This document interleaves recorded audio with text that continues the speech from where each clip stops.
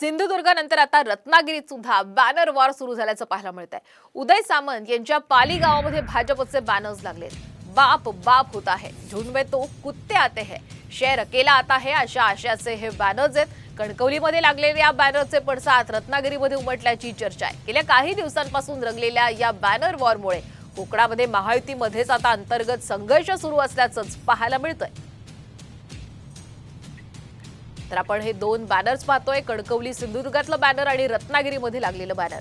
14 जूनला खरं तर बाप बाप होता है अशा आशयाचे सिंधुदुर्गमध्ये बॅनर लागले आणि रत्नागिरीमध्ये आता याला प्रत्युत्तर देण्यात आल्याचं आपण पाहतोय। उदय सामंत यांच्या पाली या गावामध्ये भाजपचे हे बॅनर्स लागले होते, ज्यामध्ये बाप बाप होता है, झुंड में तो कुत्ते आते हैं, शेर अकेला आता है अशा आशयाचे बॅनर्स होते। तर कणकवलीमध्ये या रत्नागिरीच्या बॅनर्सचे पडसाद उमटल्याचं आपण या दृश्यांच्या माध्यमातून पाहू शकतो। त्यामुळे गेल्या काही काळापासून कोकणामध्ये आता बॅनर वॉर महायुतीमध्येच सुरू असल्याचं पाहायला मिळतंय।